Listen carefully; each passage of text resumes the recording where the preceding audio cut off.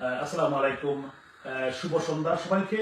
আশা করি দেশে বিদেশে যারা আছেন, আমাদের বিশেষ করে আমাদের মাতৃভূমি, আমাদের প্রাণের বাংলাদেশের যে যেখানে আছেন, মা বোন থেকে শুরু করে এবং প্রবাসে যারা আছেন সবাইকে শুভেচ্ছা জানাচ্ছি।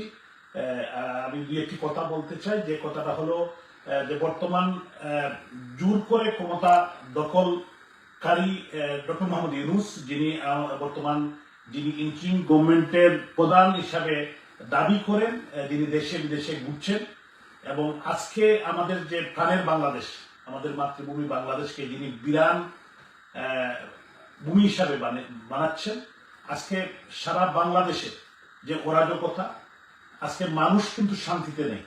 আজকে হত্যা, খুন, রাহাজানি, 5ই আগস্ট থেকে শুরু করে আজকে প্রায় হাজার হাজার বিরুদ্ধে, বিশেষ করে মুক্তিযুদ্ধের সপক্ষে শক্তিকে ধ্বংস করার জন্য উঠে পড়ে লেগেছে। এবং এই ইন্টারিম গভর্নমেন্টের যিনি প্রধান ডক্টর মোহাম্মদ ইউনূস, উনি আপনারা দেখেছেন গত পরশুদিন বোধহয় ওনাকে যখন একজন সাংবাদিক আমেরিকাতে প্রশ্ন করলেন মুক্তিযুদ্ধ নিয়ে এবং 52 ভাষা আন্দোলন, বাংলাদেশের অতীত ইতিহাস, জাতির পিতা বঙ্গবন্ধু শেখ মুজিবুর রহমানের কথা, তখন উনি রিসেট বললেন, যে রিসেট করে সব অতীত ইতিহাস, যে বাংলাদেশ বাঙালি, বাংলাদেশের মানচিত্র, বাংলাদেশের ইতিহাস, জাতির পিতা বঙ্গবন্ধু শেখ মুজিবুর রহমানের ইতিহাস আপনি পাল্টাতে পারবেন না।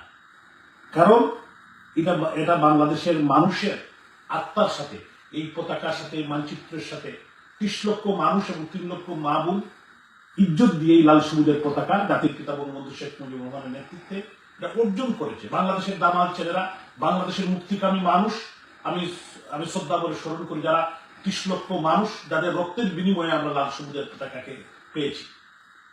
সেই পতাকাকে সমুন্নত রাখার জন্য বাঙালিরা এখনো জাগ্রত, আমাদের মা বোনরা এখনো জাগ্রত, মুক্তিকামী মানুষ, স্বাধীনতাকামী মানুষ এখনো জাগ্রত। আপনি এটা চিন্তা করবেন না। আমি আপনার জন্য আল্লাহর কাছে দোয়া করি যে আপনি আরো বেশি দিন বাঁচেন, যে বাংলার মানুষ, যে আপনার যে বিচার, আপনার নেতৃত্বে জাতির পিতার এবং মুক্তিযুদ্ধ স্মৃতির যেটা হলো 32 নম্বর ধানমন্ডির 32 নম্বর বাড়িকে জ্বালিয়ে পুড়িয়ে এই বাংলাদেশের বিশাল জনগোষ্ঠীর মনে আপনি আঘাত দিয়েছেন। সেই বিচার যাতে আপনি দেখে যেতে পারেন, এই বিচারের কাঠগড়ায় যাতে আপনাকে তোলা যায়, এই পর্যন্ত যাতে আল্লাহ তাআলা আপনাকে বাঁচিয়ে রাখেন, এটাই আমি আজকে আমার ফেসবুকের মাধ্যমে আমি সমস্ত জাতির কাছে সেই দোয়াটুকু করি।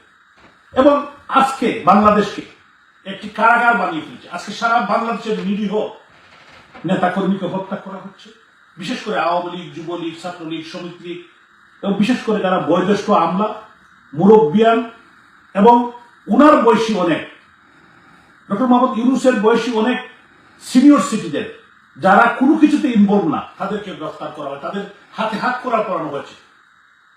এইটা কিন্তু বাংলার মানুষ মেনে নিবে না, এটা কিন্তু বাংলাদেশের মানুষ মেনে নিবে না। যারা বিবেকবান, যারা স্বাধীনতায় বিশ্বাস করে, গণতন্ত্রে বিশ্বাস করে, তারা মেনে নিবে না। আমি বিশ্বাস করি আজকে যারা এটা করছে তাদেরকে মানুষ বিচারের কাঠগড়ায় দাঁড় করান। আমি সারা বাংলাদেশের আইন শৃঙ্খলা বাহিনী, বিশেষ করে র্যাব, পুলিশ বাহিনী এবং সেনাবাহিনী, যৌথ বাহিনী যারা মাঠে কাজ করছে, যে মানুষকে নির্যাতন না করার জন্য, অন্যায়ভাবে মিথ্যা মামলায় মানুষকে যাতে তুলে না নেওয়া হয়, এবং সারা বাংলাদেশে যাদেরকে এখন পর্যন্ত তুলে নেওয়া হয়েছে, এটার জন্য আমি নিন্দা জানাই, তীব্র প্রতিবাদ জানাই। আর যাতে এই অবৈধ জোর করে দখল করা যে ইন্টারিম গভর্নমেন্টের প্রধান ডক্টর মোহাম্মদ ইউনূস সহ যারা আরো আছেন এই সরকারে, তাদের কথা শুনে যাতে সাধারণ মানুষের উপর আপনারা গুলি না ছাড়ান নির্বিচারে। আমি দেখলাম যে শ্রমিকদের উপরে, গার্মেন্টস শ্রমিকদের উপর গুলি করা হচ্ছে এবং বিভিন্ন জায়গায় মানুষকে হত্যা করা হচ্ছে, নিরীহ মানুষকে হত্যা করা হচ্ছে, বাড়িঘর জ্বালিয়ে দেওয়া হয়েছে। আমি তীব্র নিন্দা জানাই। বিশেষ করে আমি সিলেটে অনেক বাড়িঘর জ্বালিয়েছি, আমি সিলেটের মানুষ, আমি সিলেটের মেয়র। আমাদেরকে বিশেষ করে আমি সহ বাংলাদেশের সব মেয়র কাউন্সিলরদেরকে তারা কলমের কুচায়, এক কুচায় তারা এদেরকে নির্বাচিত প্রতিনিধিদেরকে বাতিল করে দিয়েছে।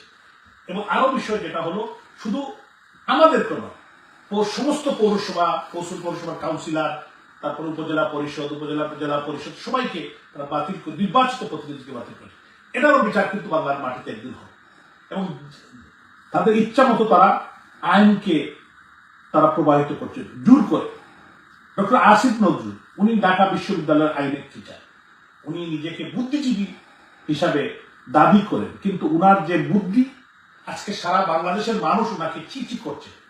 উনি যেভাবে ন্যাক্কারজনকভাবে আইন মন্ত্রণালয়কে চালাচ্ছে, এই বিচারও বাংলার মাটিতে হবে। আজকে মিথ্যা মামলা দিয়ে সারা বাংলাদেশে, বিশেষ করে মাননীয় প্রধানমন্ত্রী রাষ্ট্রনায়ক শেখ হাসিনা, বাংলাদেশের নির্বাচিত প্রধানমন্ত্রী, উনার বিরুদ্ধে যে মিথ্যা মামলা দেওয়া হয়েছে, আওয়ামী লীগের আমাদের সম্মানিত নেতৃবৃন্দের বিরুদ্ধে যে মিথ্যা মামলা দেওয়া হয়েছে, তার তীব্র প্রতিবাদ জানায়। আজকে মানুষ জেগে উঠেছে, দেশে বিদেশে সব জায়গায় মানুষ জেগে উঠেছে, মানুষ প্রতিবাদ মুখর হচ্ছে। মানুষ বুঝেছে যে জুলাই অগাস্টে কি হয়েছে বাংলাদেশে। আমাদের তরুণ সমাজ এবং আমাদের যুব সমাজ, আমাদের ছাত্র সমাজ, কমলমতি যারা, একটি দুষ্টু চক্র। ডক্টর মোহাম্মদ ইউনূস আপনারা দেখেছেন ক্লিন্টন ফাউন্ডেশনে উনি মাহফুজুর রহমানকে পরিচয় করিয়ে দিতে গিয়ে বলেছেন যে হিজ এ প্ল্যানার, মাস্টার প্ল্যান করেই তারা এটা করেছে। এই মাস্টার প্ল্যান যারা করেছেন ডক্টর মোহাম্মদ ইউনূস, মাহফুজুর রহমান সহ যারা সমন্বয়ক ছিলেন এবং আরো যারা তাদের আন্তর্জাতিক প্রভুরা, তারাই তো বাংলাদেশে তারা যে তথাকথিত গণহত্যার কথা বলেন, সেই গণহত্যা তারাই ঘটিয়েছেন। এই বিচারের জন্য তারাই দায়ী। এটা তাদেরকে বিচারে কাঠ করে দাঁড় করতে হবে। এবং 5ই আগস্টের পরে হাজার হাজার নেতাকর্মী মাহবুবদের ইজ্জত লুণ্ঠন, বাড়িঘর পুড়িয়ে দেওয়া হয়েছে। আমাদের সিলেটের একজন কৃতি সন্তান, আমাদের সাবেক পররাষ্ট্রমন্ত্রী ডক্টর একে আব্দুল মোমিন, উনার এবং সাবেক অর্থমন্ত্রী, আমাদের সাবেক অর্থমন্ত্রী আবুল মাল আব্দুল মুহিত সাহেব, উনাদের বাড়িটা জ্বালিয়ে দেওয়া হয়েছে। আমাদের আওয়ামী লীগের তত্ত্ব গবেষণা শুভশ্রী রানী, আমাদের তার বাড়ি জ্বালিয়ে দেওয়া হয়েছে। আমাদের জুয়েল সহ আর অনেকের কথা আমি অতীতেও বলেছি। এবং শুধু এটা নয়, সারা বাংলাদেশে আমাদের নেতা কর্মীদের বাড়িঘর এবং আমাদের বিশেষ করে আমাদের সিলেট অঞ্চলের বেশ কয়েকজন নেতাকে তারা গ্রেপ্তার করেছে বিনা বলে।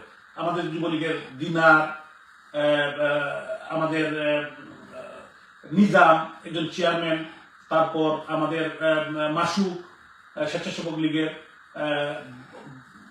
বাপ্পি, তারপরে আমাদের শরীফ চৌধুরী ছাত্রলীগ নেতা সহ অনেককেই গ্রেফতার করা হয়েছে, মিথ্যা মামলায় গ্রেফতার করা হয়েছে। আমি এর তীব্র প্রতিবাদ জানাই।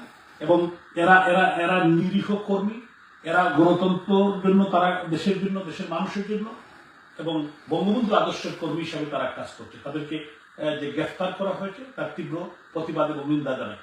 তো আরো যারা গ্রেফতার হয়েছে তাদের সারা বাংলাদেশের যে নেতা কর্মীরা আজকে গ্রেফতার হয়েছে, তো বিশেষ করে আমাদের সাবেক কয়েকজন সংসদ সদস্য, সাবেক মন্ত্রী এবং এমপিদেরকে গ্রেফতার করা হয়েছে। অনেকেই অসুস্থ, তাদেরকে গ্রেফতার করা হয়েছে। তো আমি এর তীব্র নিন্দা প্রতিবাদ জানাই এবং এটা বন্ধ করার জন্য আমি দেশবাসীকে ঐক্যবদ্ধভাবে আমরা এদের বিরুদ্ধে জোর আন্দোলন চালিয়ে যেতে হবে।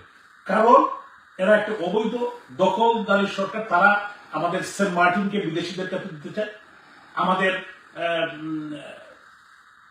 পার্বত্য অঞ্চলকে দিয়ে দিতে চায় এবং আমাদের যে খনিজ সম্পদকে দিয়ে দিতে চায়। এদের বিরুদ্ধে দেশবাসীকে জাগ্রত করতে হবে। দেশের বিবেকবান মানুষকে, বিশেষ করে আমাদের কোমলমতি যারা ছাত্ররা আছে, যাদেরকে ভুল বুঝিয়ে এই পর্যায়ে নিয়ে এসেছে, আমি তাদেরকে আহ্বান জানাবো যে আমাদের ছাত্র সমাজ, যুব সমাজ, এই দেশ আমাদের সমাজ, এই দেশ আমাদের তরুণ প্রজন্ম। আমরা বিশ্বাস করি আগামীর প্রজন্ম মাননীয় প্রধানমন্ত্রী রাষ্ট্রনায়ক শেখ হাসিনার নেতৃত্বে যে উন্নত রাষ্ট্র দিকে উনি নিয়ে যাচ্ছিলেন, সেই উন্নত রাষ্ট্রকে আজকে অনেক দূর তারা পিছিয়ে দিয়েছে। আবারও মাননীয় প্রধানমন্ত্রী শেখ হাসিনার নেতৃত্বে এই দেশ এগিয়ে যাবে, এটাই আমার প্রত্যাশা। আপনারা সবাই ভালো থাকবেন, সুস্থ থাকবেন এবং ইনশাআল্লাহ আপনাদের সাথে আবারও কথা বলবো। সবাই ভালো থাকবেন। জয় বাংলা, জয় বঙ্গবন্ধু, জয় হোক বাংলার গণতন্ত্রী মানুষের, জয় শেখ হাসিনা।